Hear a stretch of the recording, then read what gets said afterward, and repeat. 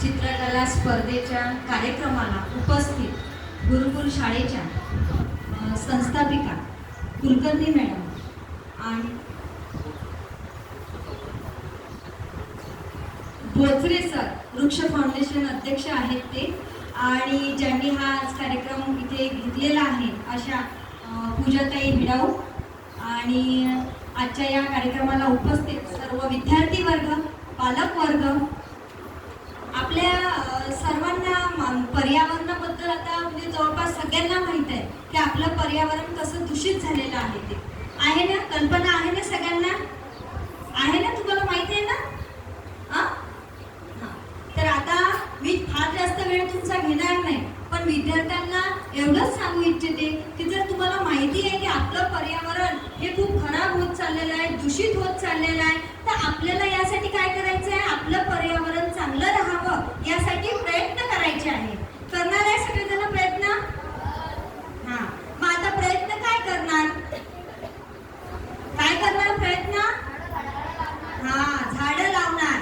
प्रत्येकाने झाड लावलं पाहिजे, आणि फक्त लावायचंच नाहीये बरं, हे आपल्याला जगवायचं सुद्धा आहे, तरच ते पर्यावरणासाठी चांगलं राहील. पर्यावरणासाठी चांगलं राहिलं तर आपल्यासाठी चांगलं राहील. आपण ऑक्सिजन कुठून घेत असतो?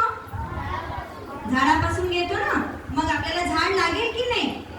मग ते लावावं लागेल ना, आणि लावल्यावर जगवावं सुद्धा लागेल, तेव्हाच आपण ऑक्सिजन घेऊ शकू. म्हणून सगळ्यांनी एक एक झाड आपल्या घरी लावायचं आणि त्याला जगवायचं. आणि याच्या व्यतिरिक्त आणखी फक्त झाड लावणे एवढंच नाही, तर आपण स्वच्छता सुद्धा आपली राखली पाहिजे.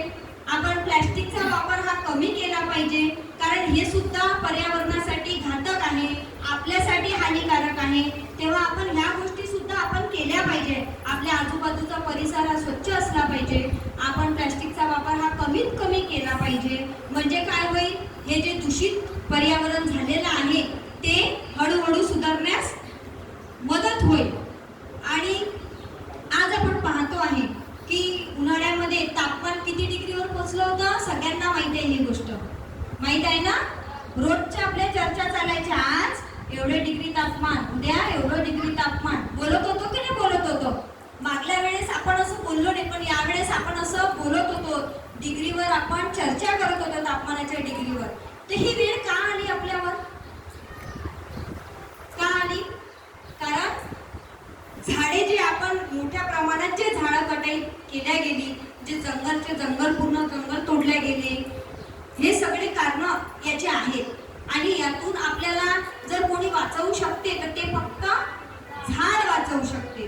म्हणूनच आपल्या सगळ्यांना काय करायचं आहे? जास्तीत जास्त प्रमाणात झाडं लावायची आहे, जेणेकरून पुढल्या वेळेचा जो उन्हाळा येणार आहे त्या उन्हाळ्यामध्ये जे तापमान आहे ते कमी असलं पाहिजे. यासाठी आपल्याला प्रयत्न आजपासूनच करायचा आहे. मग सगळेजण प्रयत्न करणार आहात? सगळेजण झाड लावणार आहे, आजूबाजूच्या परिसराची स्वच्छता राखणार आहे, प्लास्टिकचा उपयोग कमी करणार आहे.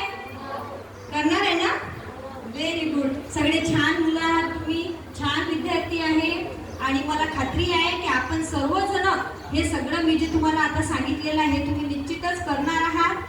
आणि आज या ठिकाणी या कार्यक्रमाला पूजाताईंनी मला या ठिकाणी बोलवले, माझा मानसन्मान केला, त्यासाठी मी पूजाताईचे मनापासून आभार व्यक्त करते आणि माझ्या शब्दांना विराम देते. जय हिंद, जय भारत.